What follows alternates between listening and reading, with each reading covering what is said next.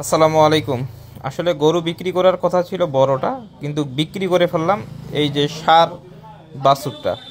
এটা আপনারা অনেকে চেনেন, আবার অনেকে হয়তো বা চেনেন না। আপনাদের মনে আছে কিনা জানি না, আমাদের একটা ষাঁড়ের লাম্পি ধরছিল এবং কানটা কিন্তু প্রায় পড়ে যাওয়ার মতো একটা অবস্থা ছিল। আমি যেটা করছিলাম যে ট্রায়ানল ইঞ্জেকশন দেওয়ার পরে, গরুটার ঘাস শুকানোর পরে এটাকে দেখতে পাচ্ছেন আমরা কতটা ফ্যাটেনিং করতে পারছি। তো আলহামদুলিল্লাহ এটা আমরা বিক্রি করে দিব। এখন আমরা বিক্রি করে দিচ্ছি এই কারণে, আমাদের খামার ঘর আমরা মোটামুটি যে কিছু সার আছে প্রতিটা সারে আমরা বিক্রি করে দিব। দেওয়ার পরে আমরা যেটা করব সেটা হচ্ছে যে আমরা কোরবানি ঈদের জন্য কয়েকটা সার গরু কিনবো, ভালো ভালো দেখে সিঙ্গেল। মানে আমরা একবারে বড় বডির সার কিনবো না। কেন কিনবো না এই বিষয় নিয়ে আমি আপনাদেরকে জানাবো।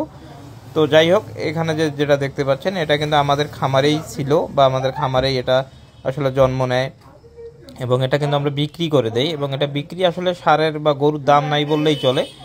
এত সুন্দর একটা গরু আমরা বিক্রি করছি মাত্র ৭৫,০০০ টাকা দিয়ে।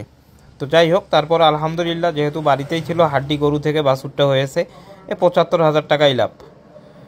তো যাই হোক, কেমন হয়েছে অবশ্যই জানাবেন। এবং আমি ষাঁড় গরু কিনলে অবশ্যই আমি আপনাদেরকে ভিডিওগুলোতে আপডেট জানানোর চেষ্টা করব। ধন্যবাদ সবাইকে।